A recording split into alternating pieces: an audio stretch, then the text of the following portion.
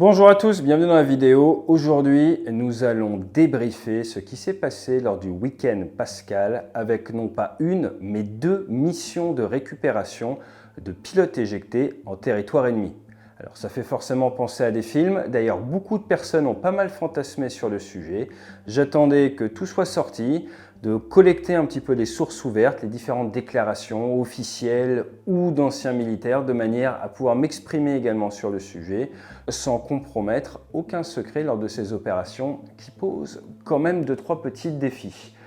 Le call sign de notre patrouille, c'est DUD 44. Je dis notre patrouille car oui, j'ai des biais, je suis ancien pilote de la marine française, j'ai travaillé avec des DUD au-dessus de l'Irak, j'ai une bonne idée de ce que c'est que d'entendre un DUD à la fréquence ou de lui passer une cible.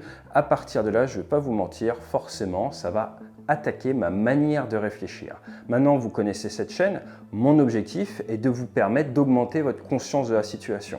Alors quel est mon état final recherché avec cette vidéo? C'est de vous permettre, à la fin de cette vidéo, de mieux maîtriser ce sujet, car oui, il y a de la propagande de part et d'autre de l'échiquier. Et cette propagande, cette désinformation, cette guerre hybride, comme on aime la nommer de nos jours, eh bien le meilleur moyen, en tout cas c'est mon intime conviction, c'est celle de mon équipe chez Débrief, on est une SAS française, eh bien c'est de la combattre en augmentant vos connaissances. C'est comme disait le général de Gaulle, la véritable école du commandement, c'est donc la culture générale. Pour ceux qui connaissent, j'ai fait Saint-Cyr l'école. C'est marqué sur le bâtiment. À partir de là, ce que l'on va faire, c'est un petit exercice de style qu'on a appelé Masterclass, où on va venir incarner différents protagonistes, se mettre à leur place et surtout comprendre leur conscience de la situation, mais surtout la réalité physique et militaire de ces opérationnels. On va également se mettre du point de vue iranien, parce que j'ai entendu beaucoup de choses, mais je n'ai pas beaucoup entendu le point de vue iranien. Et ensuite, derrière, je vous donnerai à chaque fois une certaine structure autour de la mission, autour du côté matériel, autour du côté humain, et je rajouterai mes petits 2 cents. Pourquoi? Bien parce que on ne pourrait pas être crédible si on vous dit que tout ce qu'on s'apprête à vous dire, c'est parole d'évangile. Petite référence au week-end Pascal. Pourquoi? Parce que nous sommes beaucoup trop dépendants des informations américaines. À partir de là, je pense qu'on a à peu près 70% de la conscience de la situation par les sources ouvertes et les images satellites de ce qui a pu se passer. Il nous manque 30%. Des fois, 1% change tout. Donc c'est important de le comprendre. Les faits sont possibles, probables ou certains. Il y a peu de certitude dans ce dossier. Il y a beaucoup de probabilités. On va attaquer tout ça et on va pouvoir attaquer également frontalement certains narratifs qu'on peut clairement débunker. Donc je vous propose tout ça, on va s'attaquer à DUD 44 Alpha, le pilote blessé gravement, récupéré dans les premières heures après son éjection. Bravo, un Wiso, un colonel, c'est quand même assez étonnant à ce grade-là. Tout ça du F-15E du 494e Fighter Squadron de la 48e Fighting Wing. Et accrochez-vous bien, la 48e Fighting Wing, basée en Angleterre, elle a déjà perdu un pilote, c'était en Libye, à l'époque où j'étais au centre de commandement, et il y avait une opération de secours avec un aéronef dont on n'entend absolument pas parler en ce moment, un aéronef réfléchi pour cette mission, créé sur le retour d'expérience du désert iranien en 1980, quand les C-130 n'avaient pas bien fonctionné pour aller libérer les otages à Téhéran. C'est le V-22, grand abonné absent, probablement à cause de soucis techniques, mais les soucis techniques, ça se wave, comme disent les Américains, pour besoins opérationnels. Or, ils ont envoyé des C-130. On attaque tout ça juste après le jingle.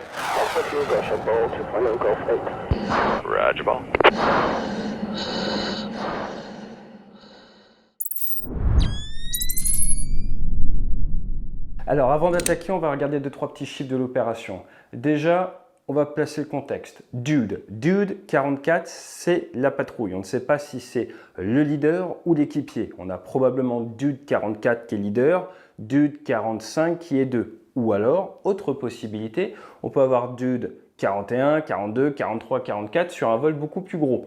Toujours est-il, ils ont décidé de l'appeler Alpha et Bravo, Alpha étant le pilote. Alors des fois on entend dire qu'il y a 2 pilotes. Faux, il n'y a pas 2 pilotes dans F-15. Vous avez un pilote devant qui gère l'aéronef, qui gère sur biplace plutôt le court terme, en place arrière ce qu'on appelle en France un NOSA, un navigateur officier système d'armes. Weapon System Officer, l'officier en charge de l'armement dans ces Strike Eagle. Ce sont des gros F-15, c'est du chasseur bombardier spécialement conçu pour faire de l'attaque au sol. Vous allez avoir des senseurs, des pods de désignation laser entre autres, et ce pod va être notamment géré par la place arrière, là où le pilotage, l'anti-abordage, la surveillance du ciel va plutôt être géré par la place avant. Donc dans la répartition des tâches, vous avez la place avant qui regarde dehors, qui gère son aéronef, et vous avez la place arrière sur ce type de théâtre qui va regarder de la tête dans le pod, un peu comme Bob dans Top Gun Maverick. Et c'est donc Bob, ou son équivalent, qui se retrouve à être éjecté et à être récupéré en deuxième par rapport à la temporalité. Point important, on a une lune qui est assez forte au moment de l'éjection. Je crois que c'était de nuit l'éjection, on a presque une pleine lune et la lune qui est encore de plus de 75% quand l'extraction a eu lieu. Il faut savoir qu'avec les kits JVN, avec des lunes comme ça, vous voyez comme en plein jour et vous devez même faire attention à la lune parce que sinon vous êtes ébloui. Maintenant, il faut voir les horaires de lune, ce n'est pas parce qu'il fait nuit que vous avez forcément la lune qui est dehors. Point intéressant, on a énormément d'aéronefs qui ont été utilisés. Dans la phase de 155, dans la première, on a énormément d'avions également. On met plutôt de l'ordre d'une vingtaine, ce qui est cohérent avec une réaction rapide des avions d'alerte. Et là, ce qui est cohérent avec une Comao. Les Comao, c'est les gros vols où on envoie tout. Le défi de la Comao, synchronisation, briefing, planification. C'est pour ça que vous avez souvent la règle des 5T dans l'OTAN, que les États-Unis utilisent forcément également. Les 5 T, en premier, c'est timeline. Quand il se passe quelque chose, on trace un trait, on regarde l'horaire, on lance un chrono. Ensuite, en 2, c'est quoi le task? C'est quoi l'objectif? Et là, c'est récupérer alpha et bravo. Ensuite, c'est quoi le target? On va regarder les cartes juste après. Très important, quelles sont les menaces? Et vous allez voir que ça va débriefer entre les deux vols. Et de tout ça, on déduit les tactiques. Et ce que vous allez voir, en fait, c'est que les Américains ont appliqué ce qu'ils vendent, ce qu'ils font dans les exercices, parce qu'on ne réinvente pas la poudre le jour de la guerre, surtout quand on ne maîtrise pas initialement la temporalité. Et point important, sur Dude Alpha, les Américains ne maîtrisent absolument pas la temporalité. Sur Dude Bravo, les Américains maîtrisent la temporalité, mais avec une forte pression temporelle, car ils savent que chaque minute peut amener le Wiso à être capturé ou tout simplement à mourir de ses blessures. Petit point tout de même, on est sur 4 B1B, on est sur 48 tankers et sur 64 chasseurs. Bon, je vous dis toujours que les tankers, c'est ultra important, c'est le nerf de la guerre. 48 tankers, ça fait un tiers des avions en l'air sont des chasseurs. Autre petit point, 46 heures de gestion de crise, 0 mort reconnu officiel côté américain, apparemment 2 blessés dans les hélicoptères pour la récupération d'Alpha et apparemment 9 Iraniens tués, mais ça honnêtement, vu la temporalité, vu les informations, on ne sait pas, c'est possiblement bien plus, on n'a pas les infos. Comme vous le savez, ce qui est très important pour comprendre ce qui se passe, c'est toujours de regarder le passé. Aconite 2019, Entebbe 1976 et la récupération en 1972. Pourquoi, à votre avis, de toutes les occurrences de recherche et sauvetage au combat, je suis allé chercher ces 3? Pour vous montrer qu'il y a 3 temporalités dans la recherche et sauvetage de combat. L'Aconite en 2019, ce sont des Français et vous avez une gazelle qui s'écrase, qui va se retrouver au sol, proche de l'adversaire, avec ces 2 pilotes qui sont gravement incapacités d'un point de vue physique.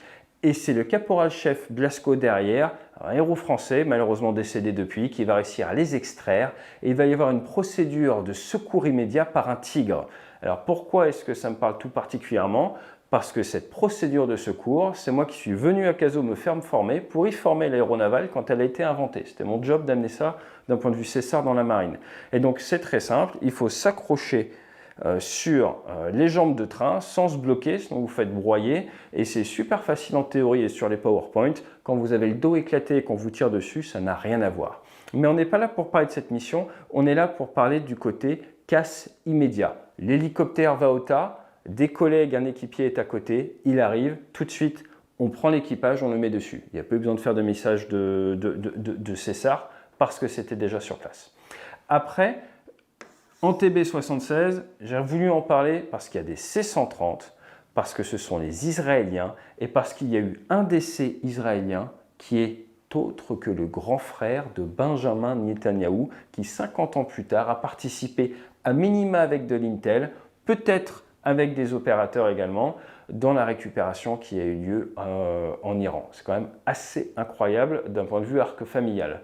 Pour ce qui est de Lockheed en 1972, alors lui, très intéressant. Ils étaient en train de se battre. C'était un navigateur également et il en a passé plus de 23 jours en territoire ennemi. 23 jours en territoire ennemi pour au final être récupéré. Il a eu des gros problèmes au début pour donner sa position. Il n'arrivait pas à émettre, les ennemis étaient trop proches. Les Nord-Vietnamiens ont fait une excellente doctrine anti-César. Ils ont gêné tous les points où les hélicos, les aéronefs d'appui pouvaient aller.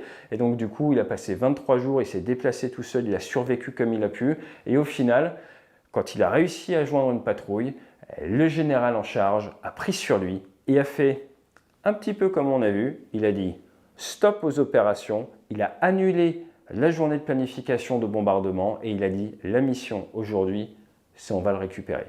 Ils l'ont récupéré, ils ont mis 119 aéronefs en l'air pour récupérer ce navigateur officier système d'armes. Ils ont réussi et ça a vraiment créé ce mindset, cet état d'esprit qu'on peut arrêter les opérations de combat pour aller chercher quelqu'un. À partir de là, si vous connaissez ces trois exemples, récupération immédiate, récupération lente qui fait arrêter tout le conflit, j'ai envie de vous dire, du côté offensif pour récupérer un navigateur éjecté et la projection de C-130 avec en plus un protagoniste de la famille de l'opération, ça vous donne déjà un petit peu une meilleure compréhension de ce qui est possible. Et oui, on peut envoyer des C-130 pour aller récupérer du personnel. Là, c'était des prisonniers. Mais accrochez-vous bien, je n'ai pas non plus choisi par hasard, prisonniers d'Avol Air France. La géographie dans l'aérien, c'est ce qu'il y a de plus important. Donc vous voyez qu'entre la frontière ici irakienne et la zone grosso modo de récupération, on est à 390-400 km, ce qui est énorme pour des hélicoptères. Des petits hélicos, par exemple, ne peuvent pas y aller. Mais ce qui est important de comprendre, c'est la chaîne de montagne. Donc ici, vous voyez clairement qu'entre toute cette partie du Golfe et la partie d'Ispahan, la récupération a eu lieu dans cette zone-ci. Vous avez cette grande chaîne de montagne à passer. Et cette chaîne de montagne ne va pas se laisser passer facilement. Il va falloir rentrer dans le relief ou avec des hélicoptères, vous allez vite être quand même assez limité. Donc ce n'est pas un long fleuve tranquille, c'est pas comme récupérer quelqu'un en Irak où c'était plat. Là, vous avez le relief qui joue contre vous. Qui dit relief, dit généralement également météo. Il dit que des vallées peuvent être accrochées et surtout dit des cul-de-sac ou des endroits où vous êtes obligé de passer. En termes de route, ça rend tout beaucoup plus complexe. Et ne pensez pas pouvoir passer par le sud ou par le nord, c'est juste gigantesque. Donc on va creuser un petit peu. Ispahan, qui est effectivement une ville qui a beaucoup fait parler d'elle à cause de ses bases, à cause de ses centres de recherche nucléaire. Maintenant, posez-vous la question, si ce n'était pas une zone d'intérêt, il n'y aurait probablement pas eu les F-15, il n'y aurait probablement pas eu des systèmes solaires pour l'abattre. Pour ce qui est du système solaire, d'après Donald Trump, il s'agit d'un système solaire très courte portée, ce qui veut donc dire que le F-15 n'était pas à très haute altitude, il était plutôt à moyenne ou basse altitude. Attention au relief, quelqu'un qui monte avec du système très courte portée sur du relief peut quand même être facteur sur vous. Vous êtes en vol, quelqu'un vous tire dessus avec un système solaire très courte portée, vous n'allez pas forcément avoir de détection. Si vous ne regardez pas au bon endroit, eh bien, vous pouvez ne pas le voir. À partir de là, l'infrarouge est guidé sur votre source de chaleur, même votre réacteur au ralenti risque d'attirer ça. On a vu qu'il y a des milliers de systèmes dans le pays, donc ce n'est pas étonnant qu'il y ait du F-15 qui puisse être ciblé comme ça. Maintenant, point intéressant, vous voyez que du côté d'Ispahan, là, au sud, on a quand même quelques petits reliefs et on sort un peu de la zone. Par contre, ça, c'est la zone de pesée. On a mesuré 1,2 km. On ne peut pas demander mieux, on dirait que c'est fait exprès. Donc ça serait du pesé agricole. La grande différence entre l'agricole et par exemple un C-130, c'est la masse. Donc pour de l'agricole, on va plutôt avoir des aéronefs légers, de l'ordre de quelques tonnes maximum. Néanmoins, 1,2 km, ça peut s'expliquer là-bas pour plusieurs raisons. La première, ce sont les températures. La deuxième, c'est l'altitude. Il faut savoir que plus vous montez en altitude, plus les performances se dégradent. Là, vous êtes aux alentours des 1500, 1200 mètres d'altitude, je crois, grosso modo, vous allez perdre 15 à 20% de vos performances. Maintenant, il fait un petit peu chaud. La journée, on a 20-25 degrés. À ces latitudes-là, on est donc en ISA, en atmosphère standard, plus à peu près 10-15 degrés. Pour faire très simple, je vous fais un package simple. À cette altitude-là, dans cette zone-là, avec ces températures, vos performances sont 20 à 30% moins bonnes que si vous étiez au niveau de la mer. Donc, ce sont des contraintes supplémentaires. Par contre, point très intéressant, on va regarder un petit peu l'image satellite. Ici, on a notre piste où se situe une menace potentielle. Et c'est ça qui est intéressant, c'est réussir à défendre en fait votre zone. Si vous décidez de vous poser là, il faut réussir à créer toute une zone autour, une bulle de protection. Si vous êtes en ville, ça ne va pas le faire, c'est ultra dangereux et ça va vous amener à avoir des dommages collatéraux qui sont horribles. Donc à partir de là, ils ont de la chance, enfin ils ont eu de la chance d'avoir ce terrain-là, encore une fois la chance était de leur côté, il ne faut pas se mentir. Et vous avez là, grand axe principal, et là on a un biais en tant que Français, je vous parlais de nos biais tout à l'heure. Moi, j'aime beaucoup le cyclisme ou la course à pied. En France, il faut savoir, on est un des pays où on a le plus de routes secondaires. Alors, on pense qu'on veut de l'état du réseau en ce moment, mais on a énormément de réseaux secondaires. Donc, c'est facile d'aller se balader. Là, je vais vous montrer un petit peu les routes. On est à 5 km, vous voyez, de l'axe principal. Mais là, on voit bien les différentes routes. Notre zone de récupération, elle est dans cette zone-là. C'est-à-dire que vous voyez qu'il y a quand même un réseau de routes qui est extrêmement faible à partir de là. Et c'est ça qui est facile pour les Américains. C'est comme dans les westerns. Dans les westerns, vous entendez des fois, pouf, il y a quelqu'un qui a braqué la banque, le shérif, il ferme une route.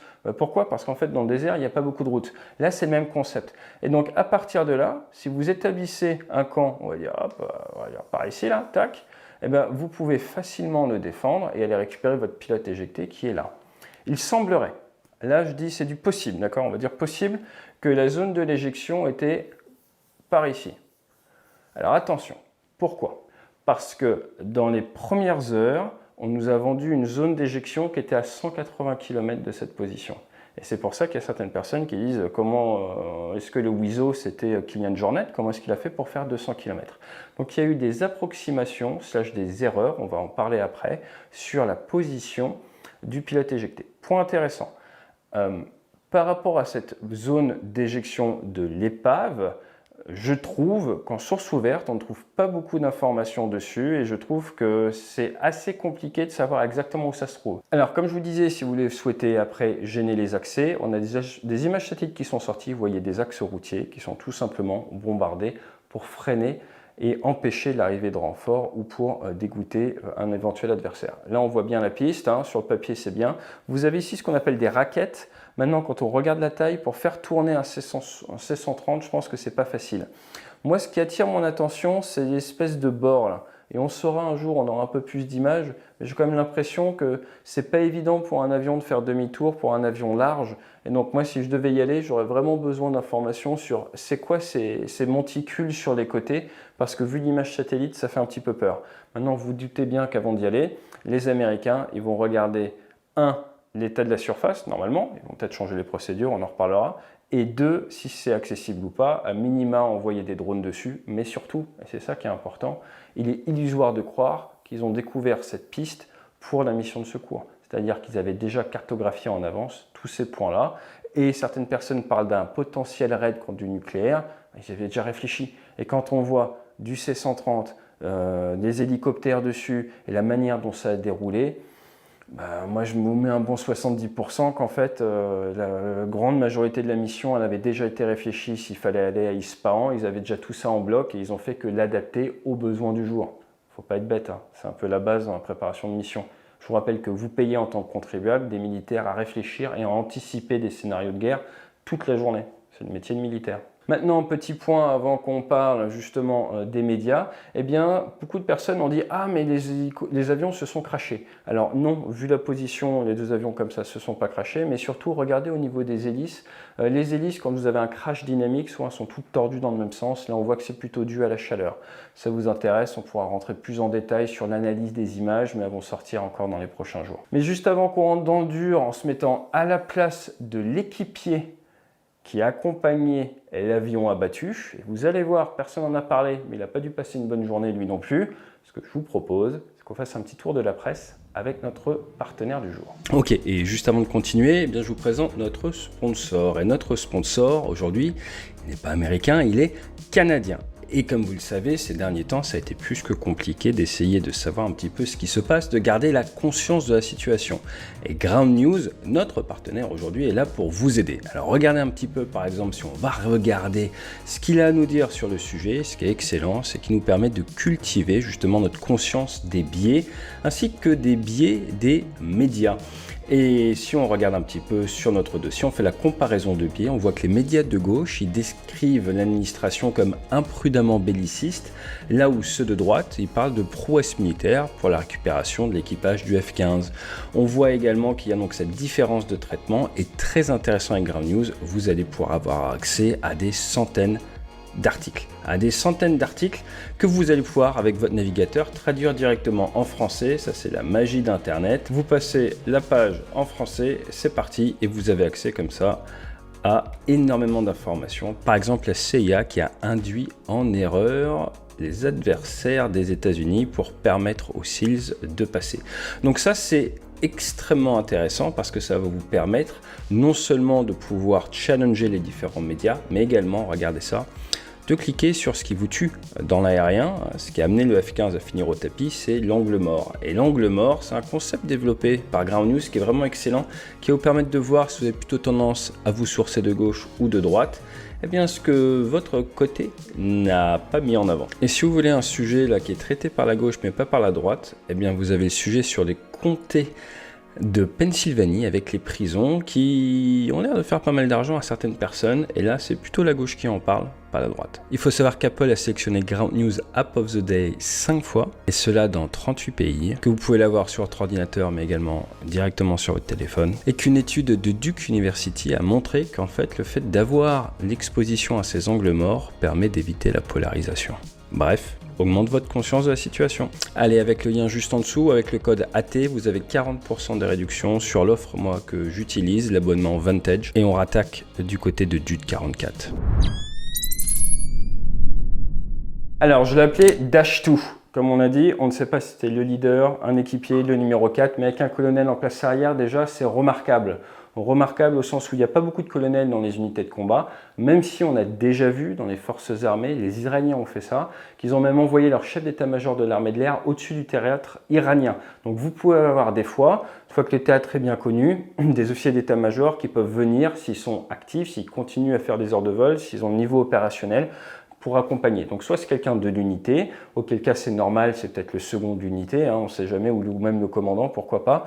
Soit c'est quelqu'un qui vient et qui fait une sorte de tour du vol. À noter que le secrétaire de la défense américain a parlé de pilote tout le long, là où Trump et où le général Kane ont parlé de WISO.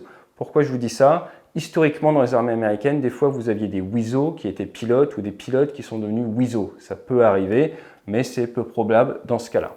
Toujours est-il, vous êtes en vol, vous avez peut-être fait votre mission, on ne sait pas si c'est pendant qu'ils vont sur la cible ou qu'ils ressortent de la cible. Ça fait des heures que vous êtes dans la machine, probablement 5, 6, 7 heures, vous êtes déshydraté. Pour mémoire, sur Rafale, on peut emporter qu'1 litre d'eau avec nous. Le F-15, c'est grand, c'est confort, ils ont plus de place, mais de base, vous êtes déshydraté, vous avez du matos pour pouvoir uriner, une éjection avec la vessie pleine, ça fait clairement pas une situation d'amir, vous risquez de vous la déchirer. Donc soit vous avez des couches, ce qui est plutôt rare, mais sinon vous avez des pennilex, une sorte de capote que vous mettez sur votre matériel et quand il y a besoin, vous sortez la totale, vous vous branchez, vous urinez. Tout ça pour dire que ça peut arriver de se faire tirer dessus alors que vous êtes en train de faire ce qu'on appelle la procédure miction. Et donc à ce moment-là, vous retrouvez au sens propre la nouille à l'air sous voile. Ça, on n'en parle pas souvent, il n'y a pas beaucoup de rétextes là-dessus, mais c'est arrivé, il faut le savoir. Donc entre la théorie et Hollywood et la réalité, il y a souvent un écart assez fort et il y a beaucoup d'autocensure de la part des équipages sur tous ces sujets-là. Toujours est-il, vous êtes en vol, vous voyez votre leader qui se fait abattre, à ce moment-là, vous retrouvez automatiquement OSC. Alors, ce n'est pas officier sous contrat, c'est On Scene Commander. Le problème, surtout si c'est effectivement du manpad, Est-ce que vous l'avez vu monter? Est-ce que vous savez quelle est la menace? Donc dans la foulée, ce qui risque de se passer, c'est que vous allez commencer à vous éloigner, à leurrer, et pendant ce temps-là, ils sont deux. Il y en a un pilote qui manœuvre l'avion, qui hurle à son ave, est-ce que tu vois des shoot, good shoot? Le shoot, c'est le parachute, parce que l'objectif, c'est de savoir si tes collègues, ils ont réussi à sortir. Et là, ce qu'il faut comprendre, surtout si c'est un missile infrarouge que tu n'as pas vu venir, c'est que tu étais tranquille en croisière comme depuis plusieurs heures, et d'un coup, c'est l'avion en feu, il y a l'alarme, il y a tout qui hurle dans ton cockpit. Tu passes d'une phase calme à une phase de détresse absolue. Tu passes d'une phase où tu maîtrises la situation à une phase où tu es, comme on dit, derrière l'avion, en train de subir. On y est préparé, on est mécanisé à l'éjection. Et pour la petite histoire, quand tu vas chercher la poignée, le pouce là fait toute la différence. Il faut venir mettre le pouce sous l'avant-bras pour éviter de se retrouver avec les bras un peu écartelés. Alors ça dépend des sièges éjectables. Avant, on avait ces soucis-là. Maintenant, on a des sièges éjectables où tu as des rappels de bras. Donc, au moment où tu tires la poignée, tes bras sont collés contre ton corps et des rappels de jambes pour éviter d'avoir les jambes qui partent dans tous les sens. On sait que les deux membres navigants ont été blessés. Blessés, ça paraît pour plein de raisons, notamment une éjection mal préparée ou non préparée. Donc, point important, quand tu t'éjectes avec un biplace, généralement, il y en a un qui part d'un côté, l'autre qui part de l'autre. Maintenant, pourquoi se retrouvent-ils séparés? Vous allez vous retrouver sous voile. Tu as le pilote qui est sous voile. Hop là. Le navigateur qui est sous voile. Fonction de la masse, tu vas avoir une VZ, une vitesse de chute différente. Maintenant, à quel moment est-ce qu'ils sortent de l'avion? Ce qu'il faut savoir, c'est que sur les avions biplaces, vous avez généralement 3 modes de séquençage pour les sièges. Vous avez le mode où c'est chacun pour soi, le mode où c'est si la place avant tire, tout le monde sort, et le mode où c'est n'importe qui tire, tout le monde sort. À votre avis, temps de guerre, qu'est-ce qu'on utilise? Eh bien, temps de guerre, la plupart des biplaces, si n'importe qui tire, tout le monde sort, parce que tout le monde est professionnel. Si maintenant, en place arrière, tu emmènes quelqu'un pour un vol de découverte comme à Saint-Dizier, généralement, eh bien, tu vas avoir place avant, s'il tire, puisque c'est commandant de bord, tout le monde sort. Place arrière, s'il tire, il ne sort pas pour ne pas éjecter la personne qui est professionnelle dans l'avion. Une fois que ça s'est dit, ce n'est pas choquant qu'ils se retrouvent séparés. Maintenant, point qui sera intéressant de savoir, est-ce qu'on est sur 2 éjections individuelles ou est-ce que nous sommes sur une éjection qui, après, derrière, a amené, du fait de la différence de VZ, nos 2 membres d'équipage à se retrouver séparés. Point important, on voit qu'il y a du relief, une personne qui atterrit d'un côté du relief, l'autre de l'autre. Vous n'avez pas de portée radio, on ne peut pas communiquer ensemble, on ne peut pas se voir. Et comme on l'a vu, il y a beaucoup de relief dans la région. Donc ça peut expliquer cela, même si ça reste du possible. Donc on a vu qu'on s'éjecte de direction opposée, mais jusque-là, ça n'a pas non plus un énorme impact. Ensuite, derrière, il y a des balises. Alors, point à savoir, quand vous êtes en zone montagneuse, vous réglez vos sièges éjectables différemment. Pourquoi? Parce que quand vous êtes au-dessus de la mer, vous allez vouloir être séparé de votre siège éjectable assez bas. On va faire un petit schéma. Ça, c'est le niveau de la mer. Tu es en vol, tu as un souci, tu veux t'éjecter. Très bien, tu es maintenant sous parachute. Si tu es au-dessus de la mer, tu veux être sous voile aux alentours, on va dire, des 3000 mètres. 3000, 4000 mètres, ça dépend. Donc tu as une capsule dans le siège éjectable qui va te séparer de ton siège pour te libérer sous voile aux alentours des 3000-4000 mètres. Maintenant, si tu as du relief au niveau du pays que tu survoles, eh bien, si lors de l'éjection tu tombes dans les pommes et que ton séparateur qui fonctionne grâce à une capsule barométrique est réglé sur 3000 mètres, tu vas finir avec ton siège dans la montagne. Donc on doit régler à une altitude supérieure. Ça veut dire que si l'éjection a lieu assez haut, tu peux dériver énormément. Mais l'autre problème, tu vas avoir extrêmement froid. Et c'est là où c'est important de bien porter ces EPI, ces équipements de protection. Oui, j'interviens souvent en entreprise sur la sécu. Mais les gants, moi, j'ai jamais volé sans mes gants. On voit souvent les Américains qui volent sans gants ou qui volent avec la visière qui n'est pas baissée. La visière non baissée, en cas d'éjection, ça peut t'abîmer les yeux. C'est arrivé à mon commandant d'unité sur T45, sur une éjection de nuit. Il est revenu, il avait les yeux tout éclatés. En France, on a cette chance, on a des visières avec visière transparente, visière fumée. Tu dois toujours avoir la visière à poste. Toujours. Parce qu'en cas d'éjection, en cas de collision aviaire, en cas de débris, ça va peut-être te sauver les yeux. Donc tu peux avoir des soucis à cause de ça. Et on sait que chez les Américains, il y a une culture Normalisation de la déviance dans le port en fait des EPI, ça va remonter les manches de la combinaison, qui est une combinaison anti-ignifugée, anti-feu. Donc tout ça, ça peut vous créer des soucis supplémentaires. Surtout si, colonel, tu as beaucoup d'expérience, beaucoup d'habitude, on a tendance des fois avec l'expérience à prendre certains raccourcis, à une accoutumance au risque et une normalisation de la déviance, hein, tout simplement. Maintenant, petit point important, au niveau des sièges, oui, des fois il y a des balises dessus, généralement sur un territoire de guerre, ils vont être éteints, donc en fait, ce qui va faire foi, c'est non pas une balise de siège, c'est la balise qui est sur vous. Ils partent en vol avec une balise. À mon époque, même, il y a eu des téléphones portables. Mais par contre, tu pars sanitisé, sans carte d'identité, sans patch, sans rien, avec peut-être un téléphone avec un numéro dessus. Et derrière, tu as également la balise. La balise, tu as des batteries supplémentaires et le but, c'est de tenir dans la durée. Par contre, ces balises te permettent d'envoyer comme des SMS, des bursts of data, des petites ondes, et tu peux pré-remplir des sortes de textos qui vont donner toutes les infos. Ce que je ne m'explique pas à l'heure actuelle, c'est que le pilote a apparemment bien contacté d'entrée de jeu. Bravo, le WISO ne l'a pas fait, alors qu'il a réussi à se mettre à l'abri. Donc il y a 14 heures pendant lesquelles il ne communique pas, ce qui est étonnant vis-à-vis de la doctrine, puisque généralement, tout de suite, tu vas rendre compte que tu es vivant, ce qui peut permettre une récupération en urgence, comme on a vu par Alpha. Donc au niveau du narratif américain, c'est 14 heures sans émission à l'heure actuelle. Si je vous disais qu'il nous manque certaines infos, ça je ne comprends pas, je ne me l'explique pas. Je me l'explique d'autant moins qu'il y a eu toute une opération de secours que l'on va voir pour récupérer son collègue. Alors je veux bien que ce soit peut-être de l'autre côté de la montagne, mais ça reste du possible. Mais il ne s'est pas dit qu'il allait contacter ou autre, alors qu'il y a un indice qui tourne et il est forcément passé de son côté de la montagne. Donc on a 14 heures sans émission, ce qui est très bizarre. Est-ce qu'il y a eu interaction avec des locaux? Bref, on ne sait pas. On ne sait pas et ça nous gêne un petit peu pour l'analyse. Mais on va continuer quand même. Mais encore une fois, les pilotes sont équipés de leurs balises. Ensuite, important, l'équipier qui est toujours en l'air, il est on-scene commander. Donc lui, la première chose qu'il fait, une fois qu'il s'est mis à l'abri, il calcule son pétrole, il calcule son stay, combien de temps je peux rester sur zone.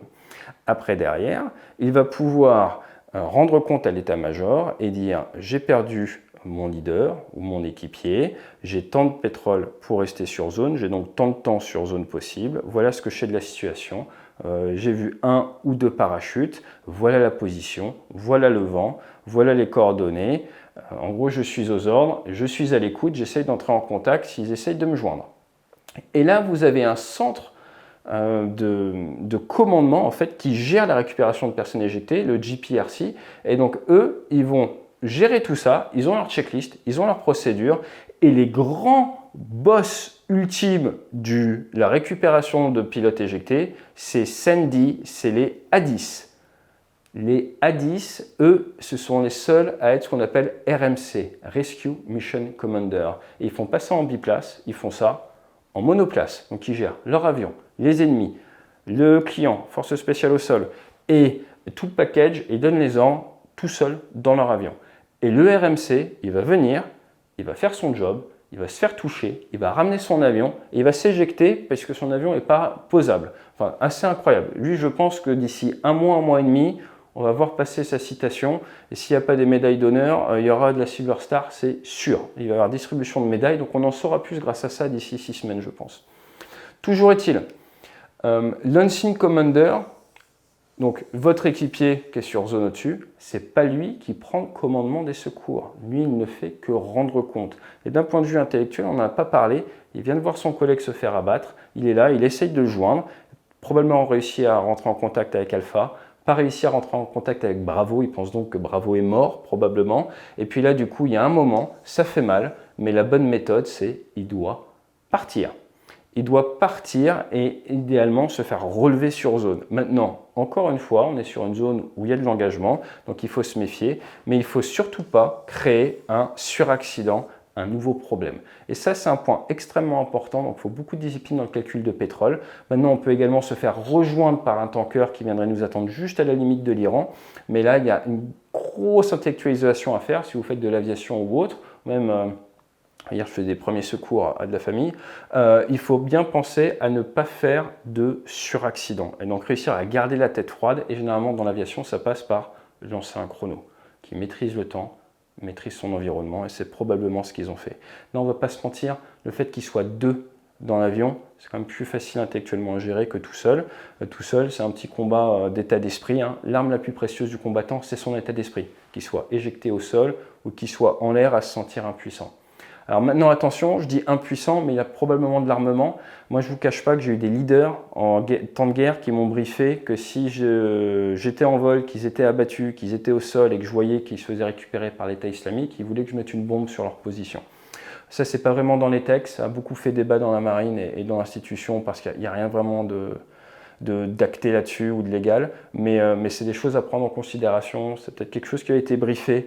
Donc, il y a ton alignement à ton collègue, ton alignement au texte, à faire ce qui est juste, et ça a été, je pense, pas assez mis en avant dans les médias hein, quand les gens ont expliqué ça. Être l'équipier d'un avion qui vient de se faire abattre, c'est pas fun. Allez, maintenant, on sait que Alpha a été repéré apparemment quelque part dans cette zone-là. Dans les premières heures, on apprend que apparemment c'est plutôt par ici que l'avion a été touché. Et je crois que c'est dans cette zone-là, il disait initialement, l'avion a été touché. Donc là, on serait peut-être déjà sur la déception de la part de la CIA. Toujours est-il, où vont se situer les hélicos de secours? Les hélicos de secours, ils ne peuvent pas venir d'ici forcément. Donc moi, je mettrai quelques pièces sur le Koweït ou sur une Forward Operating Base hein, du côté de l'Irak. Ensuite, comment est-ce que j'irai là-bas? Personnellement, hein, au-dessus de l'eau, passer au-dessus de l'eau, après rentrer dans le relief et venir récupérer la totale. On a vu des images avec du ravitaillement en vol. Pourquoi? Parce que vu la distance, il va falloir ravitailler. Donc votre Jolly Green Giant, vos hélicos vont devoir être ravitaillés. Point qui m'a étonné, les deux sont ravitaillés en même temps. Et ça, je trouve ça très intéressant parce que personnellement, si j'avais un C-130 et que j'avais deux hélicos avec de la Gatling ou avec de la capacité à tirer, j'en aurais un qui ravitaille et l'autre qui fait éventuellement couvreur, donc qui peut ouvrir le feu si on est engagé par quoi que ce soit. Eux, ils ont pris la décision et c'est ce qu'on voit également ici avec les Caracal, ils enquillent en même temps. Donc je pense que c'est un choix de réduction du temps de vulnérabilité, mais c'est intéressant et c'était notable d'un point de vue tactique et je ne suis absolument pas dans le secret là-dedans. Ensuite, point important, on apprend qu'ils sont partis extrêmement vite. Moi je veux que vous compreniez que les hommes et les femmes là, qui sont partis dans les hélicos, ils ont une conscience de la situation qui est très partielle. Donc là, eux, ils jouent contre le temps. Ils savent que chaque minute qui passe peut faire la différence par rapport au pilote éjecté. Les informations qu'on a sur cette récupération, c'est qu'ils ont décidé de la lancer en plein jour, ce qui est le plus dangereux. Rappelez-vous Mogadiscio, ça s'était mal passé. Et là, on voit toutes les images, ils sont fait canarder hein, avec les hélicos à basse altitude par absolument tout le monde. Il semblerait que le pilote était blessé. Trump a même dit qu'ils avaient des doutes sur sa capacité de survie. Et forcément, ils se sont pris beaucoup de petits calibres. Tout le monde leur a tiré dessus. Et je pense honnêtement que c'est ce qui a amené, entre autres, le retour d'expérience, qu'il faut peut-être se calmer avec les hélicos de jour à basse altitude en Iran, parce qu'en fait, ils ne sont pas forcément les bienvenus, même si en théorie, c'est une région qui est plutôt défavorable au gouvernement. Donc cette récupération s'est bien passée. Là, on voit bien la balise. Une fois que le pilote a été récupéré, ils se sont fait tirer dessus, ce qui a amené donc les deux blessés en tranche arrière. Et d'après le président Trump, c'est un peu un miracle qu'un des deux hélicos ait réussi à revenir à la base. À noter, certains hélicos au Vietnam ont été abattus des fois par une seule balle au mauvais endroit, fonction de où ça tape, hein, c'est non linéaire sur un aéronef, mais c'est le retour d'expérience de tous ces accidents d'hélicos. Je vous rappelle que des milliers d'hélicoptères américains ont été perdus au Vietnam. Ils ont réfléchi un petit peu quand même au point de vulnérabilité pour améliorer, ce qui est maintenant le HH-60. On en arrive maintenant à notre colonel qui à la radio va dire God is good, qui apparemment a mis un petit peu le doute à tout le monde puisque les pilotes préparent ce qu'on appelle un ISO-PREP, donc vous avez tout un plan d'évacuation prévu avec des mots, avec des procédures, avec des lieux, avec des questions. Je ne rentrerai pas plus dans les détails. Là, il y a eu un gros micmac au niveau de la communication, on va en parler juste derrière, ce qui a amené les Iraniens à offrir 60 000 $ s'il était trouvé. Mais il se serait soigné tout seul. Il est parti pour environ 48 heures d'évasion, il est monté dans le relief et il s'est caché. Le point quand même très intéressant, que je ne m'explique pas, pourquoi 14 heures en silence radio alors que tu as toute une opération de secours qui est juste à côté? Est-ce qu'il était inconscient? C'est une possibilité, peut-être la plus probable, si je devais mettre mes pièces sur quelque chose. Sinon, on saura peut-être dans quelques années. Allez, on change de casquette. Maintenant, on va voir du côté CENTCOM, donc du côté état-major, commandement, c'est pas forcément plus facile. Lorsqu'ils ont récupéré le premier pilote, c'est logique, ils ont voulu cacher cette récupération. Or, problème, il y a une fuite dans la presse. Je ne vous casse pas que vendredi soir, j'étais un petit peu énervé quand j'ai vu cette fuite. Je me suis dit, mais qui c'est qui a fait cette fuite? Puisque c'est CBS qui l'a sorti en premier, je crois, en tout cas aux US.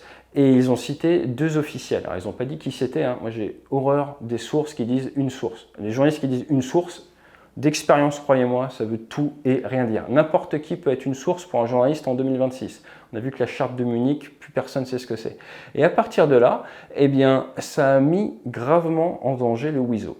Pourquoi? Parce qu'en fait, soit c'était une fuite volontaire, de manière peut-être à faire travailler les Iraniens pour rien alors qu'ils avaient récupéré tout le monde. C'était une possibilité. Soit en fait, ça mettait clairement en danger le WISO en disant on a déjà fait une opération, on va être obligé d'en faire une deuxième. Donc là, clairement, les États-Unis, ils ont l'air assez remontés. Il semble qu'ils vont essayer de trouver qui sont les sources. On en reparlera plus tard parce que là, il y a vraiment un point très intéressant. Et ça serait trop facile de tomber sur la presse. Le vrai problème, c'est les sources du Pentagone. Et ça, on en reparlera. D'ailleurs, on va même faire des vidéos dédiées sur ce qui se passe actuellement dans l'armée américaine avec cette dichotomie où d'un côté, on a le commandement qui protège les hommes et qui est en train de changer énormément de chefs d'état-major et d'officiers généraux qui, pour la plupart, on a fait les statistiques, ont été nommés par l'administration précédente. En termes de timeline, ce que l'on sait, c'est qu'apparemment, après 26 heures, il y avait des forces au sol en Iran et la CIA a parlé d'humains. Donc, l'humain sont des capteurs humains, des personnes au sol. Donc, soit ils sont déjà présents sur place, soit ils ont été infiltrés. On peut les infiltrer en avion ou, je pense qu'ils marchent assez bien sur ce territoire-là, également de nuit, par exemple, en parachute. Ce qui est sûr, c'est que la FARP a été activée. Il y a toute une doctrine, hein, c'est pas nouveau, ce concept de Forward Advanced Refueling Point, de point de ravitaillement avancé. C'est quelque chose sur lequel les Américains s'entraînent. Vous trouvez de la doctrine dessus également pour le Pacifique. Le concept, c'est simple. Un hélico, ça a besoin d'être amené au plus proche, ça a besoin de fuel, mais ça peut également marcher avec des F-35 ou avec des avions de chasse. Et vous avez des systèmes exprès. Vous sortez les tuyaux des C-130, paf, vous refaites le plein. Vous sortez les hélicos des C-130, en 10 minutes, ils sont opérationnels. Maintenant, point intéressant que l'on a appris, c'est qu'apparemment, à une quarantaine de miles, les capteurs de la CIA, probablement électro-optique infrarouge, permettaient de voir le WISO éjecté dans la montagne. Donc 40 miles, je ne vous cache pas que c'est gigantesque, donc c'est intéressant. Et ce qui vient quand même poser des questions là-dessus, c'est l'air, la qualité de l'air, l'humidité de l'air. On sait que la météo n'était pas forcément géniale non plus ce jour-là. Donc là, c'est une information qui a été donnée par Trump. Je vous mets du possible, mais possible low, 40 miles, j'ai quand même du mal à y croire. Maintenant, n'oubliez pas que tout ce qui a été vendu dans les médias, les Américains, c'est eux qui ont fait Disneyland, hein, et ils sont très très forts pour vous faire des histoires, et ils ont fait un très beau storytelling, il n'y a rien à dire là-dessus. Je vous rappelle qu'on a vu Inde versus Pakistan, les Pakistanais ont été très forts pour storyteller et faire une victoire de la communication sur ce qui a été quand même une défaite d'un point de vue militaire. Là, il ne faut quand même pas oublier que, c'est quand même pas banal, au moment où les Américains sont en train de battre le record d'Apollo pour être encore plus loin de la Lune, première fois de l'histoire de l'humanité, je crois, eh bien à ce moment-là, il nous faut un petit passage d'Apollo 13. À partir de maintenant, nous allons improviser une nouvelle mission. Et cette nouvelle mission, eh bien, c'était ramener l'équipage. Maintenant, statistiquement, après un mois de frappe, plus de 10 000 frappes, un seul équipage perdu en territoire ennemi, et le ramener, c'est exceptionnel. Là, on est d'accord. Maintenant, on va le voir, il y a quand même eu des pertes. Alors, qu'est-ce qui est très intéressant? C'est cette info. Ça m'a vraiment impressionné, c'est le fait qu'il y ait 7 zones fictives et qu'après, quand ils ont voulu faire la récupération du navigateur, du WISO B, eh bien, ils ont envoyé des avions tourner autour de fausses zones pour faire croire aux Iraniens, Trump l'a dit, à 30 km des côtes, qu'il y avait une extraction qui se faisait à d'autres endroits. Ça, je trouve ça très fort. Personnellement, sans aucune connaissance ni secret sur ces sujets-là, si j'avais été les Américains, j'aurais, avec la CIA ou des contacts sur place, j'aurais anticipé en amont et j'aurais mis des fausses balises 406. C'est-à-dire que tout le monde se dit, ah, il y a des balises sur les sièges éjectables et tout, tu mets des fausses balises à plusieurs endroits, comme ça tu crées le doute, tout en brouillant massivement et en faisant des fausses communications, des faux signaux. Alors, les faux signaux, il faut savoir que moi j'ai déjà été dans des exercices où tu es en vol et il y a des enregistrements de voix de tes collègues à la radio qui donnent certains messages qui te sont envoyés. Donc c'est de la déception. Donc tu peux très bien enregistrer quelqu'un dont tu connais la voix. En plus maintenant avec l'IA, tu peux faire des choses folles, mais envoyer des fausses informations à la radio, des faux coups de fil, des faux retours d'informations, c'est très facile à faire en 2026. Et je pense que ça, ils l'ont très très bien fait et c'est clairement le job de la CIA. Généralement, la CIA n'est pas trop dans ce genre d'opération. Elle n'a pas le temps de rentrer vraiment dans la boucle pour la récupération immédiate ou dans les heures qui suivent. Par contre, dans une opération comme ça, là, elle a tout son sens. Donc l'humain, très important, ça je vous le redirai jamais assez. Par contre, petit point intéressant par rapport aux médias, je vous donne un peu de conscience de la situation. On a eu le Signalgate en mars 2025 avec le secrétaire d'État de la Défense qui lui cause quand même pas mal de soucis. Là, on a cette fuite avec CBS.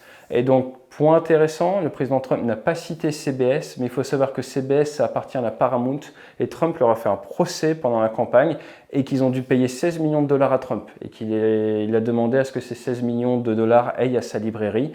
Donc, il y a des tensions à l'heure actuelle entre les médias et les politiques américains. Ça se règle à coup de procès d'ailleurs que les médias perdent, pour certains, et ça se règle à coup de millions de dollars. Donc ça, clairement, d'un point de vue mise en danger des opérationnels par trahison de l'OPSEC, on pourrait se dire, oh, franchement, la presse, ça craint. Et n'oubliez pas que, eh bien oui, c'est le secrétaire d'État qui a décidé que tous les correspondants devaient sortir du Pentagone, c'était en fin d'année dernière, et qu'il y a 15 jours, un juge a dit c'est illégal, c'est pas bien, et est revenu sur certaines de ses consignes. Donc ça, c'est le premier niveau, mais là, on louperait le vrai message, le vrai point de débriefing. C'est ça qui est important, c'est pas juste de débriefer, c'est d'identifier le bon point. Et moi, je vous propose qu'en fait, le bon point, c'est la fuite. Ça va pas à fuiter. Si ça fuite, c'est que vous avez un gros problème de culture ou d'esprit de corps, justement. Qui fait fuiter pour quel avantage personnel? Et c'est ce point-là que les Américains, que justement le secrétaire d'État va devoir identifier. Ils l'ont clairement mis en avant, c'est ce point-là qu'il veut identifier. Parce que c'est le problème majeur. Dans un avion, on nous apprend à détecter la panne mère de la panne fille. Je vois la panne fille, je dois identifier la panne mère. C'est ça le problème. Allez, on va se détendre un petit peu les neurones quelques minutes en regardant et en débunkant 2-3 informations. La première, F-35 abattu, c'était la première info donnée par les Iraniens. C'est pas forcément une mauvaise info à laisser circuler, à votre avis, pourquoi? Monopilote. Et donc, plus facile derrière de faire votre opération de César s'il y a besoin. Rapidement, on a vu que c'était du LN, c'est donc les F-15E qui sont basés généralement en Angleterre. Ensuite, distance impossible à parcourir pour le WISO. Il y a eu des soucis au niveau des positionnements. J'ai encore des doutes, je ne vous cache pas, sur le lieu exact de la position de l'épave. Donc, quand on ne sait pas, il faut le dire, j'ai des doutes. Donc, moi, je pense que c'est probable que c'était au sud de la ville, là où les informations nous le disent, mais quand j'ai des doutes, je vous le dis. Il y a des vidéos avec du parachute sous IA, ça c'est du faux, il y a des détecteurs d'IA qui le voient bien, sinon ça se voit. La mise en scène, certaines personnes disent que tout était une grande mise en scène, que tout ça c'est du vent, on voit ça sur internet, là, on a des images satellites qui viennent par exemple d'Airbus. La déception pour l'uranium, alors ça on le voit beaucoup circuler depuis quelques heures. Point intéressant. Si vous voulez aller chercher de l'uranium, généralement il va vous falloir des moyens de transport, il va falloir des véhicules lourds. Il y a pas mal de choses possibles. Perso, j'irais plutôt avec du V22. Mais moi personnellement, je n'ai pas la réponse. Ce que j'ai envie de vous dire, c'est que je pense qu'il y avait une planification de mission qui s'appuyait sur cette FARP. Et je pense qu'ils ont repris en grande partie cette planification de mission qui avait été pensée, entre autres, parce qu'on peut penser à plusieurs choses à la fois, pour ça, et qu'ils l'ont adapté pour la récupération du WISO B. Ça, je pense qu'on doit être au moins à 80% de la vérité, si ce n'est un peu plus là-dessus. Maintenant, est-ce qu'il y avait ça dedans? Honnêtement, moi je dis post très low, pour des raisons qui sont notamment dues au fait des véhicules, enfin il y a plusieurs incohérences. Mais voilà, voilà pour ce narratif-là.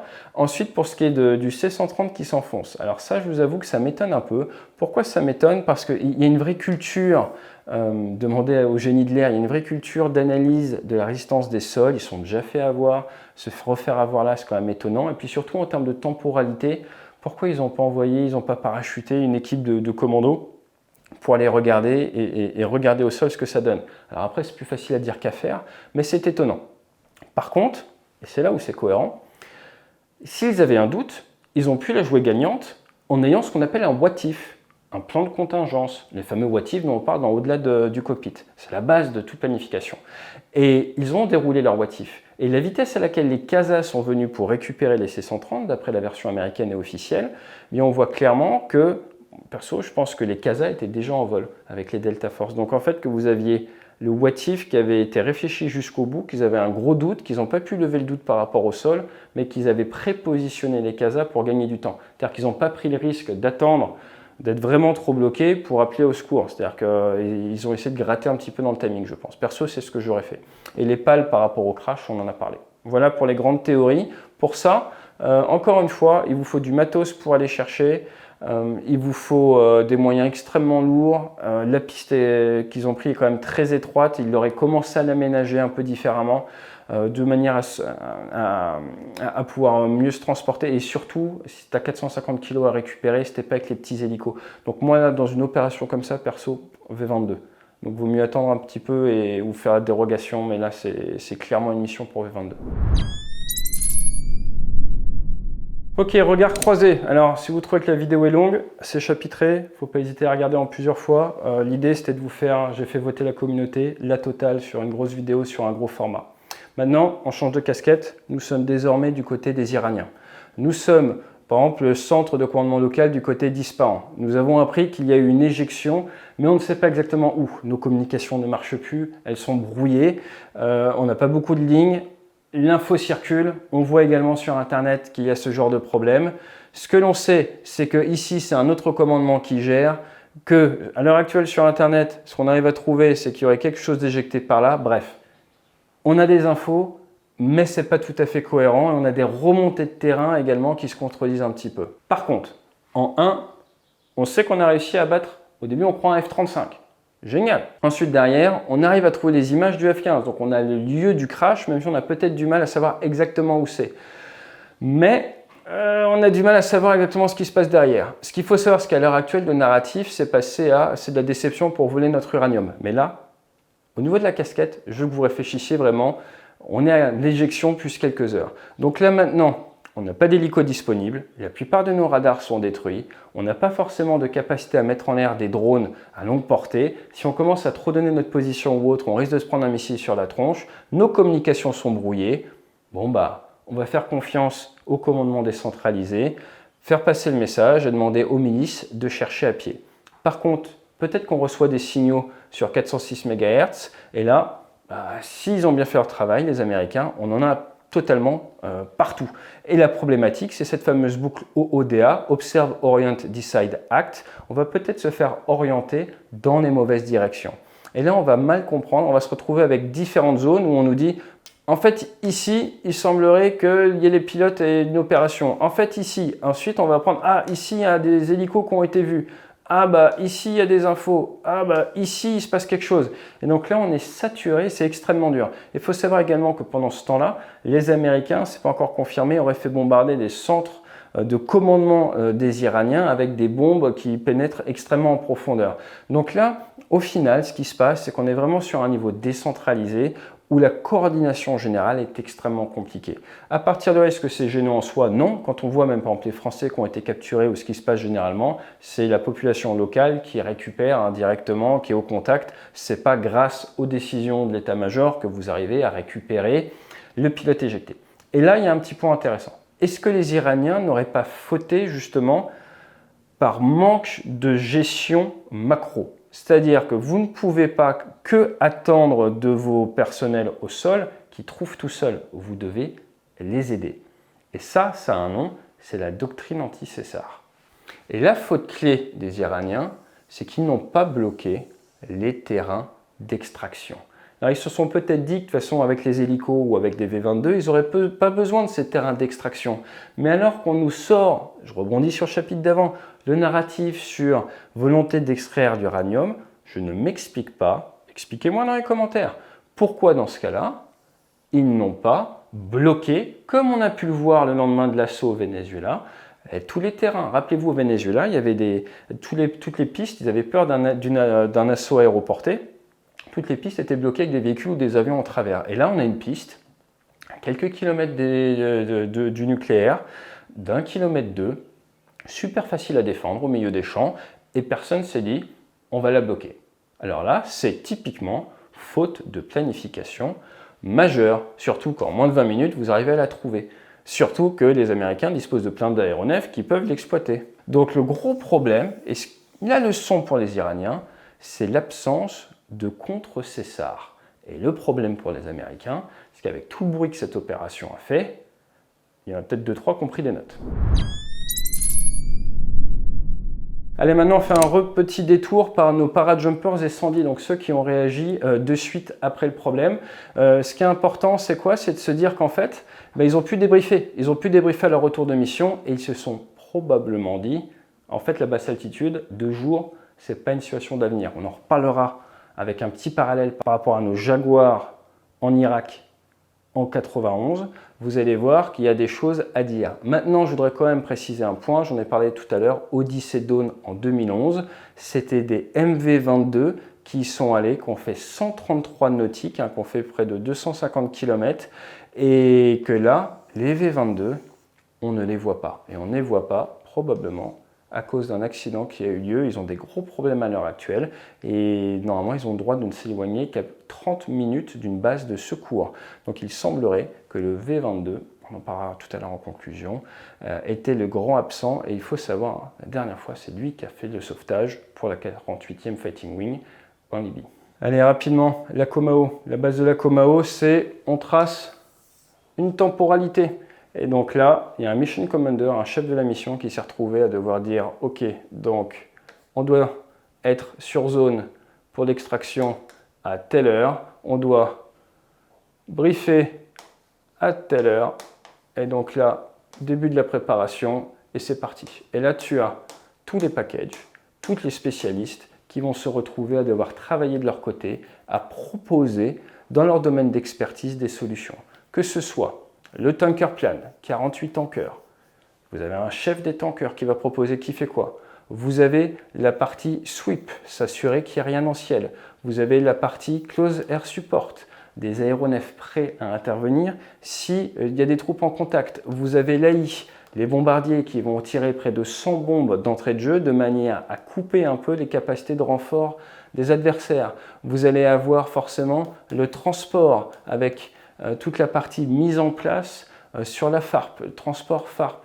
Et vous allez avoir tous ces spécialistes, sans oublier forcément tout ce qui est commandement, guerre électronique, brouillage, tout ce petit monde qui va devoir travailler ensemble de manière coordonnée, sans se brouiller les uns les autres, avec la temporalité pour faire le job sans perdre plus de personnes. Et ça, d'un point de vue professionnel, sont les missions les plus complexes, les plus intéressantes. Et la personne qui a géré cette mission, elle mérite une médaille. Pourquoi? Pas parce que ça s'est bien terminé, mais parce qu'il a réussi à faire le job sans perdre personne. Ça, c'est incroyable. D'autant plus incroyable qu'on a vu qu'il y a eu des pertes de tankers, probablement à cause de soucis de déconfliction. Donc il faut déconflicter tous ces atouts. Et là, je voudrais vous expliquer un petit concept. Quand tu as ta montagne, que tu as ton Wiso qui est là sur la montagne, alors ils ont mis différents endroits, vous allez sûrement avoir différents Noria au-dessus. Donc après on peut les décaler, là c'est juste pour vous donner une idée, mais vous allez avoir une gestion de l'espace aérien qui va être importante. Vous allez peut-être avoir des drones qui vont être en bas, vous allez peut-être avoir des bombardiers qui vont être au-dessus, et après vous allez avoir peut-être du F-15, du F-16, différentes couches, pourquoi pas du A-10 également. Et tout ce petit monde va devoir se coordonner pour pouvoir se déconflicter dans l'espace aérien. Et vous allez vous séparer des fois que de 1000 pieds. Et si vous quittez votre pilote automatique, si vous faites une erreur, vous pouvez facilement vous retrouver à être extrêmement facteur. Et ça demande énormément de travail. Et croyez-moi, on a tous déjà croisé assez proche des collègues quand on était au-dessus de cible. Ça, c'est ultra accidentogène, surtout quand tu as un collègue au sol, surtout quand tu as des situations qui sont extrêmement dynamiques. Alors maintenant, environ 155 avions, ça fait beaucoup, mais déjà, les tankers, il y a de grandes chances que ça reste au large. Les tankers, ils ne vont pas forcément rentrer. Ensuite, derrière, par rapport à cette distance-là, vous allez avoir des avions de guerre électronique, vous allez en avoir qui vont être par ici, vous allez avoir ensuite le package qui va venir se poser là, vous allez avoir, alors on ne sait pas exactement où c'est, mais les fausses zones où vous allez envoyer des aéronefs. Et en fait, au final, quand on commence à tout ségréguer, vous allez vous rendre compte que ce n'est pas si incohérent que ça et que les 150 sur le papier, c'est très impressionnant, mais qu'à un instant donné, c'est 10 ou 15. Pourquoi? Parce qu'en fait, il faut également gérer dans la temporalité. Et là, on vous a donné un chiffre pour tout, mais vous doutez bien qu'il faut tenir pendant plusieurs heures. Ils ont parlé de 7 heures en territoire, donc c'est des missions longues, mais vous avez probablement beaucoup de mouvements au niveau des aéronefs pendant ce temps-là. Donc là, ce qu'il faut comprendre, c'est qu'il y a beaucoup de coordination. Vous avez un Air Task Order, donc qui doit faire quoi à quelle heure. Vous allez avoir partir à l'avion avec une data card qui va vous dire où être à quel moment. Mais le plus intéressant et le plus compliqué à gérer, c'est ce qu'on appelle les what if. Qu'est-ce qu'on fait si? Et ça doit être clairement défini en amont. Et l'autre point qui doit être clairement défini, c'est les règles d'engagement, à savoir qu'il n'est pas rare d'avoir des règles d'engagement chez les Américains qui peuvent varier fonction de la sévérité de la mission. Et avec une mission comme ça, je ne serais pas étonné que les règles soient plus perméables, moins restrictives si vous voulez. D'ailleurs, ça a été un peu dit à demi-mot dans les conférences de presse que d'habitude. Maintenant, pour ce qui est de la zone et du posé, on sait qu'au niveau du C-130, encore une fois, c'est assez étroit, j'en ai parlé, je ne vais pas revenir dessus, que la zone est quand même facilement défendable. Regardez, vous êtes à 5 km de la ville la plus proche, 5 km 52, et donc c'est un excellent lieu, et je m'explique encore moins pourquoi les Iraniens n'ont pas essayé de le bloquer. On sait qu'il y a eu des frappes qui ont été effectuées pour gêner, ça c'est cohérent, ça va avec la doctrine, il n'y a vraiment rien d'incroyable là-dedans. En définitive, une fois que ça s'est posé ici, ça serait aller récupérer le pilote. Là on est avec les forces spéciales qui sont, donc on a vu les Navy Seals. Les Navy Seals, c'est pas forcément leur job que de faire ça, normalement c'est plutôt l'Air Force. Et ce qui nous amène sur un point qui est qu'il y a de grandes chances qu'en fait l'Air Force a été déployé, a été utilisé sur la mission 1 et donc sur la mission 2. Ils ont récupéré une autre équipe qui était en attente, qui était prête pour autre chose, ce qui vient me conforter dans l'idée que, eh oui, par rapport à cette histoire d'uranium, ça devait être dans la tête de 2-3 planificateurs depuis quelques temps, et puis là, ça a parfaitement fait le job pour aller faire du César. Bon, en tout cas, c'est mes two cents sur ce sujet. Pas mal de leçons, je vous propose qu'on aille regarder ça tranquillement. Alors ce qui est intéressant, c'est que les avions n'étaient pas encore rentrés, qu'on avait déjà droit aux différentes fuites au débrief. La CIA aurait même envoyé un mail pour arroser tous les correspondants, pour leur expliquer que la mission avait été un succès, le tout avec la responsable de la com de la CIA. Donc il y a quand même des petites choses en interne qui seront intéressantes à débriefer plus tard, mais là ce qu'on va faire, c'est qu'on va venir se focaliser sur des points très précis. Le premier point, c'est Serre d'Aigle 1980. C'est un petit peu la boucle qui se referme. Pourquoi? Parce que les Delta Force, mais également le 160e SOR, ils sont nés vraiment de cet échec d'avril 1980. Rappelez-vous, c'était tout pareil, c'était une FARP, donc un point de ravitaillement avancé dans le désert iranien, avec les mêmes surfaces de sol, avec des RH-53D qui ont eu des soucis, du C-130, ça a percuté, il y a eu des morts, il y a eu 8 morts, Jimmy Carter qui avait perdu l'élection, l'humiliation était totale. Pour ça qu'on retrouve un petit peu ce terme-là très fort dans la prise de parole des politiques hier pour parler de cette opération aux États-Unis. Mais surtout, Eagle Claw, c'est le rapport Holloway. Et le rapport Holloway, il a identifié les lacunes. C'est avoir capitalisé sur les erreurs pour ne pas les refaire. Et du coup, ils ont créé le GSOC, le Joint Special Operation Command, que le général Kane a commandé de 2016 à 2018. Ils ont créé les 160e SOR qu'on a vu en œuvre au Venezuela, qu'on a vu aller récupérer là et laisser des hélicos derrière. Ce sont les unités qui sont le fruit du rétex de Serre d'Aigle en Iran qui ont fait la deuxième mission de récupération. Et ce qu'ils avaient loupé il y a 46 ans, ils l'ont réussi ce week-end de Pâques. Leçon numéro 2. Alors, on ne décide pas toujours de la même manière. Comme vous le savez, on parle souvent de la boucle OODA, qui est quand même quelque chose d'assez classique. On observe, on oriente, on décide, on agit, mis en avant par Boyd pour toute la partie militaire. Et là, on a deux manières de faire très différentes. On a la première manière de faire qui a été, on l'a vu avec une timeline extrêmement rapide, avec une réaction à chaud pour envoyer la QRF, envoyer les parajumpers de suite, une décision qui a été prise en 2 minutes par le président américain, et après derrière plus de 45 minutes pour identifier, s'assurer qu'on est bien en train de regarder la bonne personne et que c'est bien le navigateur, que ce n'est pas un piège, et ils ont mis du temps avant de donner le go. Qui maîtrise le temps, maîtrise la temporalité. Mais ce qui a été très bien réussi sur la deuxième opération, c'est le côté Orient avec le fait de faire des contre-feux comme on l'avait déjà vu en fait lors de l'opération du 6 juin 1944, lors du D-Day, avec du côté de Calais l'envoi de l'heure. C'est quelque chose d'assez classique dans les forces armées. D'ailleurs, les premiers gros drones utilisés par l'armée, c'était pour faire l'heure, pour faire croire par exemple que vos drones étaient des bombardiers. Alors ça peut paraître basique, mais en fait, si en face vous n'avez pas la bonne information, ça ne fonctionne pas.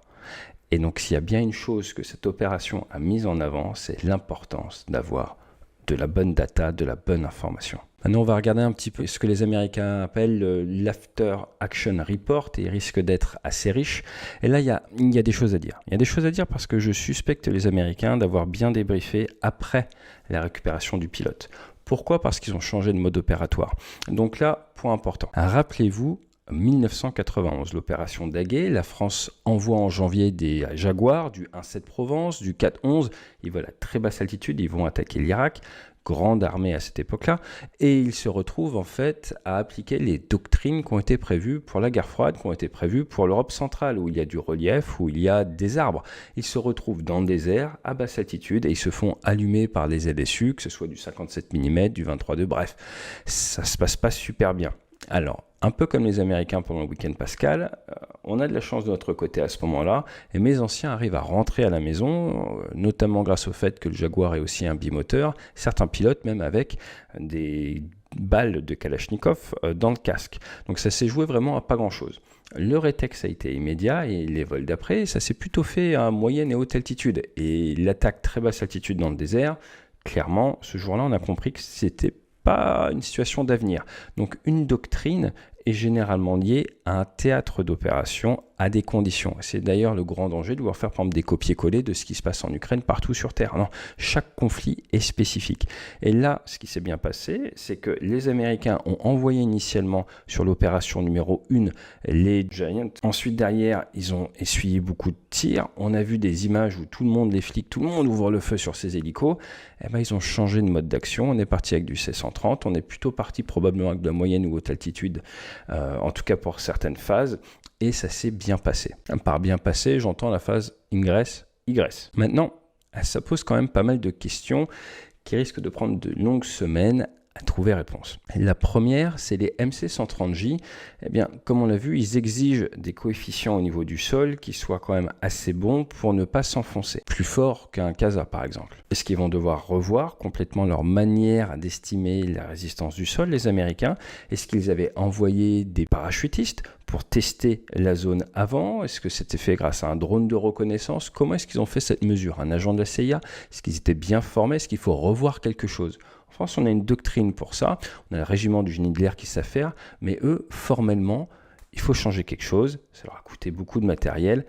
Que vont-ils changer? On le saura peut-être dans quelques mois. La question numéro 2, c'est le V-22. Le V-22, l'Osprey, a été créé du retour d'expérience de Serre d'Aigle. Il devrait revenir en pleine disponibilité en 2026. Il y a eu des restrictions après Yakushima où il y a eu une perte avec des morts. Mais normalement, le V-22, c'était l'aéronef qu'il vous faut pour faire ce type de mission. 1300 km de rayon d'action, 500 km/h. On n'a pas besoin de mettre en place une farbe du côté d'Ispahan. Donc à partir de là, on n'entend pas parler, personne ne parle de ce V-22, alors que temps de guerre, si vous voulez, vous pouvez lever les restrictions. À l'heure actuelle, il est interdit de se déplacer, je crois, plus de 30 minutes d'une base de secours. Est-ce qu'une des raisons pour laquelle il n'en parle pas du tout, c'est parce qu'il compte faire les prochaines opérations de César sur le théâtre avec les V-22? On verra bien. Question numéro 3, c'est par rapport aux balises. Donc on sait qu'il y a des balises 406 qui sont généralement utilisées. Si les Américains ont effectivement utilisé des fausses balises un petit peu partout pour créer d'autres points, eh bien on peut tromper une fois 1000 personnes, mais pas 1000 fois une personne. Donc il va falloir changer un petit peu de concept et peut-être qu'il va falloir réfléchir. Désormais, on a de nouvelles techno à quelque chose d'un peu plus moderne pour permettre et faciliter la récupération des pilotes éjectés. Autre point important, qu'aurait été la récupération rapide sans A10? On sait que le A10 est voué à être retiré du service. C'est pas un F-35 qui va descendre faire ce type d'opération. C'est pas un F-16 monomoteur. Donc peut-être un F-15, pourquoi pas, mais c'est gros, c'est pas vraiment fait pour. À partir de là, à l'heure actuelle, il n'y a pas vraiment de remplaçant pour Sandy. C'est d'ailleurs un problème identifié par les Américains. Est-ce qu'il faudra en développer un ou est-ce que ça sera dronisé? On ne sait pas, mais il va falloir tirer des leçons. Allez, maintenant une petite expression bien connue, l'arsenal de la démocratie. Là, on est quand même sur des pertes matérielles assez incroyable. Hein. Quand on regarde le budget de la défense française ou de la plupart des pays, ça laisse rêveur. On a F-15E, c'est estimé à 100 millions de dollars. On a 2 MC-130J, environ 100 millions de pièces. Alors 9, hein, ils sont vieux. On a des Little Birds, on a un A10, on a minima 2 MQ-9 qui ont été détruits. Bref, vous êtes sur 370 à un demi-milliard de dollars si vous voulez. Encore une fois, ça ne veut pas dire grand-chose, c'était pas du matériel neuf. Le tout pour une opération. Malgré ça, les secrétaires de la guerre américaine a annoncé qu'ils allaient faire des frappes encore plus massives en ce mardi et mercredi. Et là, je pense qu'il y a une petite statistique que tout le monde a oubliée. C'est ce qui s'est passé en Afghanistan en 2021. Parce que beaucoup de personnes sont en train de se dire « Oh mon Dieu, ils ont détruit certains aéronefs, c'est une grosse perte. » Est-ce que vous savez, mettez-moi dans les commentaires, pour combien de milliards de dollars les Américains ont laissé aux talibans quand ils sont partis? D'après le Cigare, ils ont laissé pour 7 milliards de dollars de matos aux talibans. 162 aéronefs, alors certains, la plupart étaient quand même abîmés, mais on peut les utiliser pour pièces. On a vu des Black Hawk voler pour les talibans. Il y a eu des milliers d'armes, des centaines de véhicules, et en fait, en partant d'Afghanistan, les Américains ont abandonné énormément de matériel, en grande partie, il faut quand même rendre justice, parce qu'ils ont donné beaucoup de choses aux Afghans qui après ont tout cédé aux talibans. Pour la petite histoire, regardez ces images. Au Vietnam, quand il y a eu l'évacuation, ils passaient des avions et des aéronefs, ils passaient des hélicos par-dessus bord pour pouvoir récupérer le reste. Donc en fait, il y a une intellectualisation et il y a une valeur du matériel dans l'armée américaine qui n'est pas du tout celle qu'on peut lui donner en France, où chaque aéronef est indispensable, même quasiment à notre dissuasion. Aux États-Unis, ils ont du volume et traditionnellement, ils n'ont pas honte de pousser un truc par-dessus bord. Ils savent qu'ils ont les capacités de production pour compenser, qu'ils ont le volume derrière, le fameux volume. Alors forcément, la grande question, c'était est-ce que c'était proportionné? Est-ce que ça valait le coup là d'envoyer 155 aéronefs, 200 hommes, perdre 400 millions de dollars pour un colonel probablement plutôt sur la fin de carrière que le début accessoirement? Désolé pour lui. Mais en fait, encore une fois, il faut bien comprendre l'état d'esprit américain. Quand vous êtes formé aux États-Unis, il y a vraiment cette notion de mériter, d'être worth the trip. Il faut mériter que les gens viennent te récupérer. Et ça te pousse à être un meilleur professionnel en permanence. C'est vraiment dans l'ADN des Américains.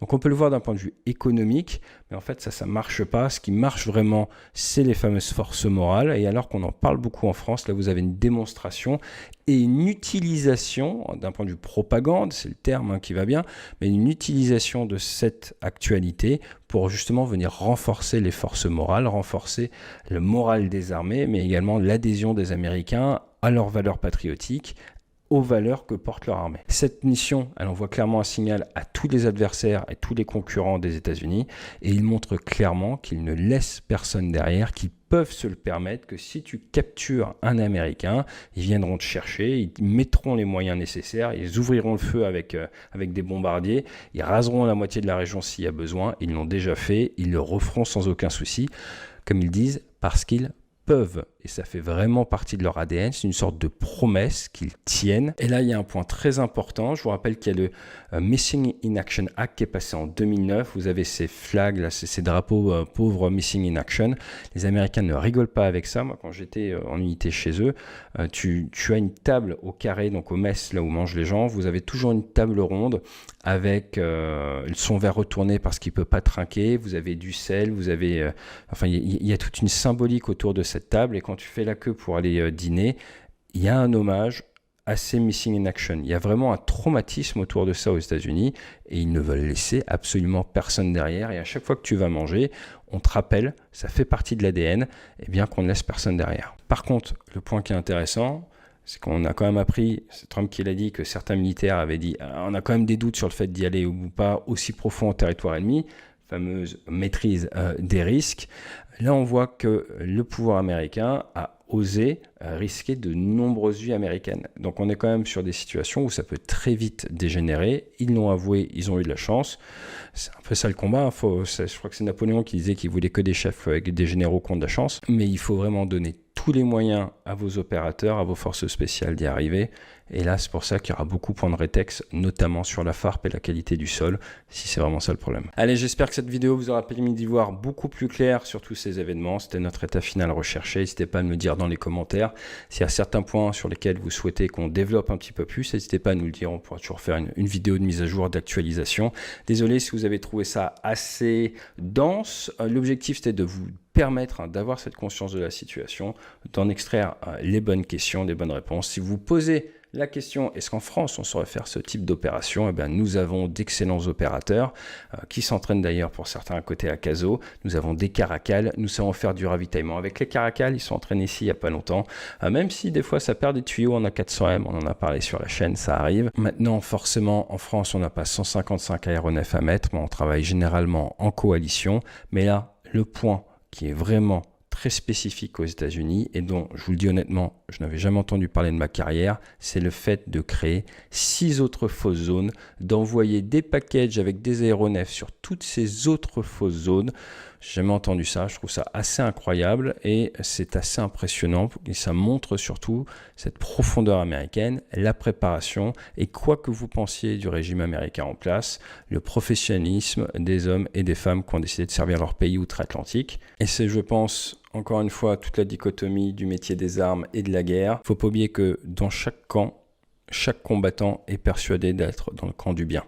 Je vous dis à très vite sur la chaîne, pourquoi pas en conférence chez vous et surtout, je pense effectivement que le colonel, comme dit le secrétaire de la guerre américaine, qui a été abattu un vendredi saint, qui s'est retrouvé dans une cave le samedi, qui a été récupéré par les petits Eggs, les hélicoptères, c'est leur petit surnom, les Killer Eggs, le dimanche de Pâques, il risque d'avoir un nouveau call sign. Et en plus, comme c'était Dude, son call sign de patrouille, je vous laisse avec un extrait de The Dude.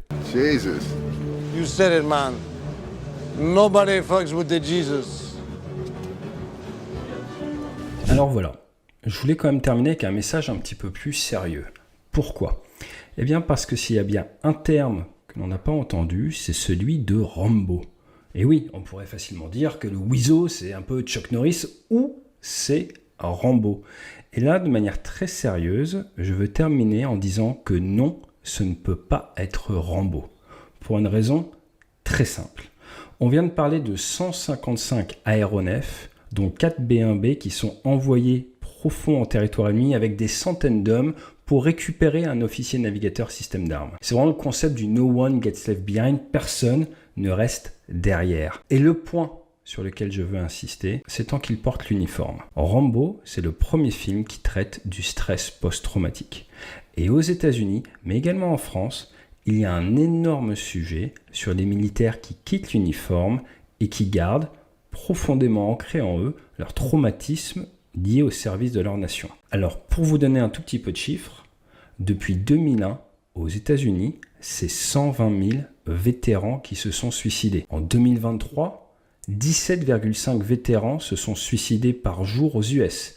On est sur près de 6400 vétérans suicidés en 2023. Et attention, 61% de ces près de 6400 militaires ne recevaient aucun soin lié à leur statut de vétéran. Ce qu'il faut savoir, c'est qu'en 82, Stallone, quoi que vous pensiez de lui, il a interviewé 20 vétérans pour l'aider à construire la toute dernière scène, celle où il s'effondre, celle que les studios ne voulaient pas garder. Et pour mémoire, John Rambo, il arrive en tant que vagabond, que vétéran, dans une ville qui s'appelle Hope, espoir, et qui ne veut pas de lui, qui veut le raccompagner à la frontière. Alors oui, c'est très très beau de faire du marketing, de mettre en avant et de montrer cet alignement parfait des hommes et des femmes et de leur chaîne de commandement et des politiques pour aller chercher cet homme en territoire ennemi. Mais il ne faut pas oublier qu'aux États-Unis, il y a une ligne d'assistance pour les vétérans, la Veteran Crisis Line, c'est le 988, et qu'en France, on a le numéro national de prévention du suicide,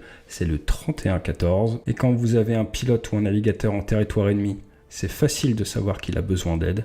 Le plus dur, souvent, c'est de savoir qu'un collègue, qu'un ami, qu'un proche, qu'un vétéran a besoin d'aide. Fly safe.